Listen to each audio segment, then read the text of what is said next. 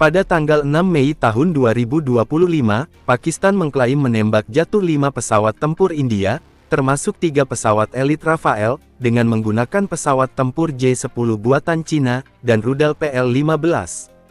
Ini bukan sekedar bentrokan militer, ini adalah panggilan untuk bangun. Untuk pertama kalinya sistem tempur udara canggih China, membuktikan kemampuannya dalam peperangan langsung, dan mengubah segalanya dari dominasi teknologi hingga pergeseran perlombaan senjata global.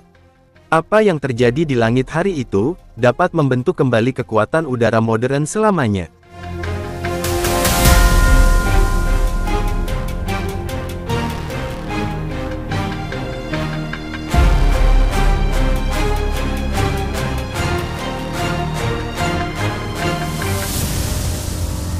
Konfrontasi tanggal 6 Mei diawali dengan operasi Angkatan Udara India, yang dijuluki Operasi Sindor, yang melibatkan serangan udara tertarget, terhadap kamp-kamp militan, yang diduga berada di wilayah Kashmir, yang dikelola Pakistan, dan sebagian wilayah Punjab, diklaim sebagai serangan terarah dan terukur. Klaim tersebut merupakan upaya India, untuk menetralisir ancaman, tanpa memicu perang terbuka, namun militer Pakistan sudah bersiaga. Menurut Menteri Luar Negeri Pakistan, intelijen telah mengetahui niat India beberapa jam sebelumnya, yang mendorong pengaktifan segera aset pertahanan udara Pakistan.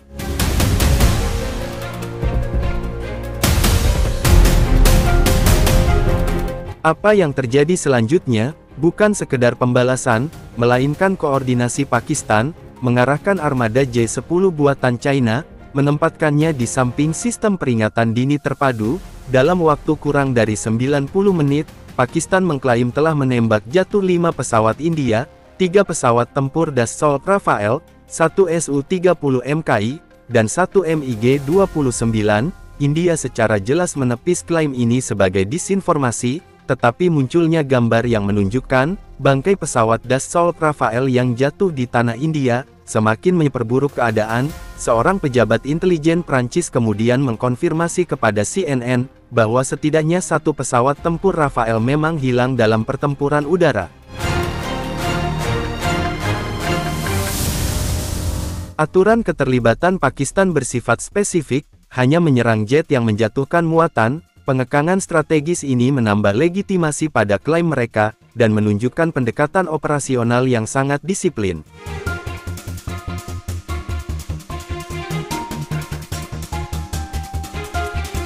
J-10 tidak beroperasi secara terpisah, mereka adalah bagian dari rantai pembunuhan yang lebih luas, yang melibatkan pesawat Z-03 AWACS, radar darat, dan sistem pertahanan udara Haki-9 yang bersiaga. Ini bukan sekedar pertempuran militer, itu adalah sebuah pernyataan, sebuah pertarungan langsung antara pesawat tempur multi-role, yang dipasok dari barat, dan sistem pertarungan serba China, yang mana China keluar sebagai pemenang, dengan meyakinkan bukan hanya apa yang ditembak jatuh, tetapi seberapa lincah, cepat dan sistematisnya hal itu terjadi.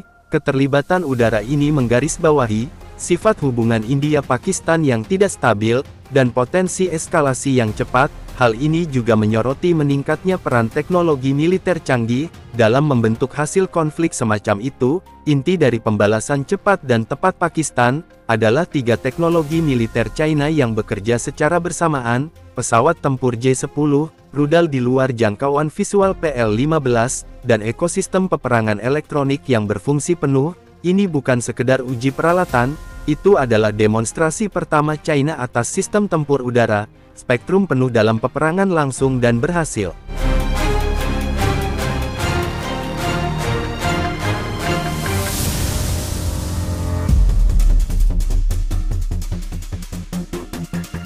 Mari kita bahas secara singkat J-10, jet tempur multi-role generasi 4 ke 5, yang dilengkapi dengan radar K-7A, sistem dengan jangkauan deteksi lebih dari 300 km. Radar ini secara signifikan mengungguli radar RB-2A Rafael, yang menggunakan teknologi Gallium-9 RS lama, dengan komponen lebih sedikit, dan jangkauan lebih rendah. Menurut pilot China, keuntungan ini seperti bertarung dalam kegelapan, di mana hanya satu pihak yang memiliki penglihatan malam. J-10 China mengunci terlebih dahulu, dan melepaskan tembakan terlebih dahulu. Disinilah rudal PL-15 berperan, dengan jangkauan efektif lebih dari 200 km. PL-15 merupakan salah satu rudal udara ke udara dengan jangkauan terjauh di dunia, yang dilengkapi dengan pencari radar ASA, yang memberikan fungsi tembakan dan fregat pada jarak jauh. Sebaliknya jet tempur Rafael India, terutama mengandalkan rudal micah dengan jangkauan efektif di bawah 80 km, yang menempatkan mereka pada posisi yang sangat tidak menguntungkan.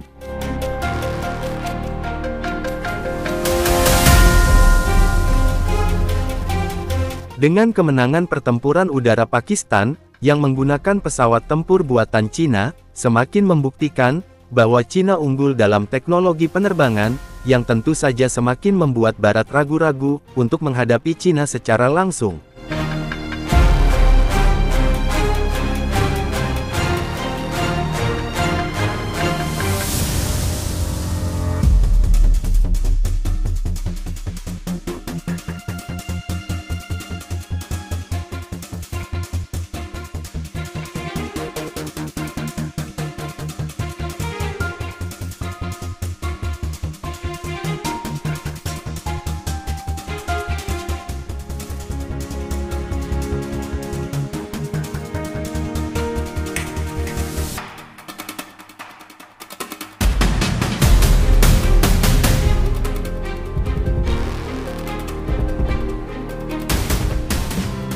Hai semuanya, pada video kali ini kita akan melihat mesin-mesin raksasa, dan teknologi modern yang digunakan pada proyek-proyek besar China, yang menentukan segalanya, yang menjadi kunci kekuatan pada struktur bangunan.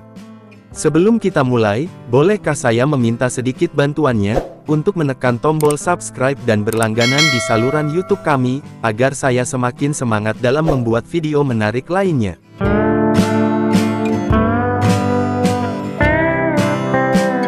Struktur raksasa ini tidak hanya menghubungkan dua pantai, tetapi juga tiga kota raksasa. Mega proyek yang panjangnya mencapai 55 km ini, merupakan sistem jembatan terowongan, dan pulau buatan yang luar biasa, dan yang paling luar biasa, jembatan raksasa ini tidak hanya melintasi air di bagian tertentu, tetapi kendaraan menyelam ke terowongan bawah air raksasa, dan bergerak di bawah laut. Teknologi yang digunakan dalam pembangunan seperti sesuatu yang diambil dari film fiksi ilmiah. Mesin pemancang raksasa menempatkan tiang pancang sepanjang puluhan meter ke dalam air, kemudian balok-balok jembatan raksasa, yang masing-masing memiliki berat bertonton, ditempatkan di tempatnya dengan presisi. Angin, ombak, gempa bumi, semua diperhitungkan, dan jembatan ini dirancang untuk menentang semua jenis peristiwa alam.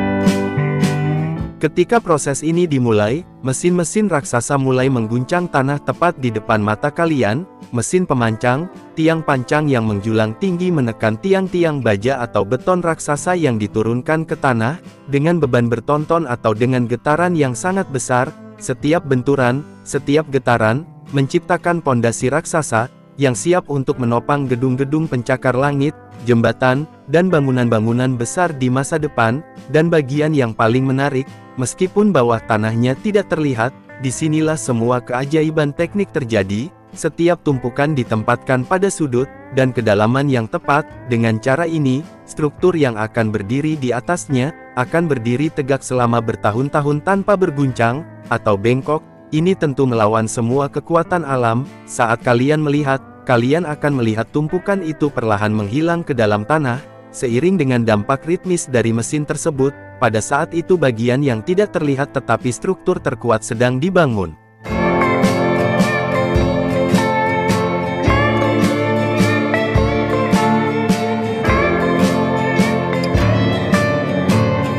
Ketika mesin ini mulai bekerja, tumpukan raksasa seberat bertonton didorong ke dalam tanah, seolah-olah tidak ada gravitasi.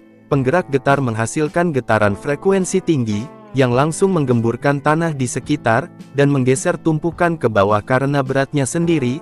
Tidak ada palu, tidak ada ledakan, hanya teknologi murni dan pertunjukan kekuatan yang luar biasa. Dan bagian yang paling luar biasa, prosesnya cepat dan sangat terkendali. tumpukan ditempatkan di tempat yang tepat, dengan presisi yang tinggi. Getaran dan tenaga yang dihasilkan oleh mesin-mesin raksasa ini begitu mengesankan, sehingga saat kalian melihatnya, kalian melihat mesin-mesin itu menggerakkan tanah bagaikan air. Baik itu anjungan lepas pantai, maupun jembatan raksasa, saat penggerak getar menutup tiang pancang berada di lokasi pekerjaan pondasi diselesaikan dengan kecepatan cahaya. Ini benar-benar menakjubkan bukan hanya dengan kekuatannya, tetapi juga dengan mempercepat proses pekerjaannya.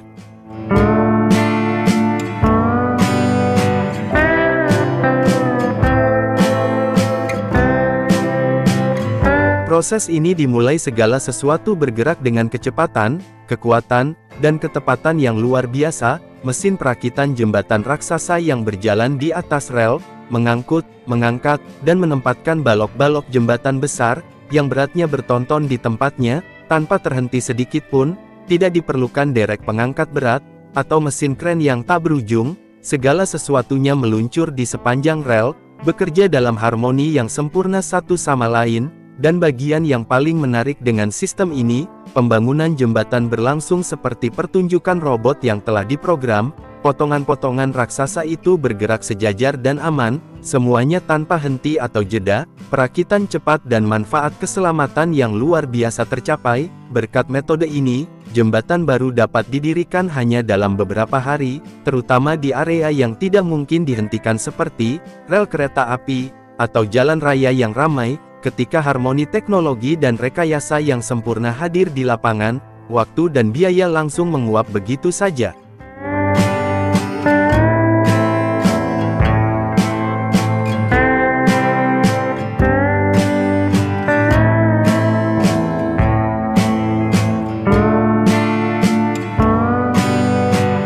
Ketika proses ini dimulai, mesin-mesin besar dan gergaji getar diluncurkan ke lokasi, dan mulai maju depan mata kalian, tepat ke jantung beton.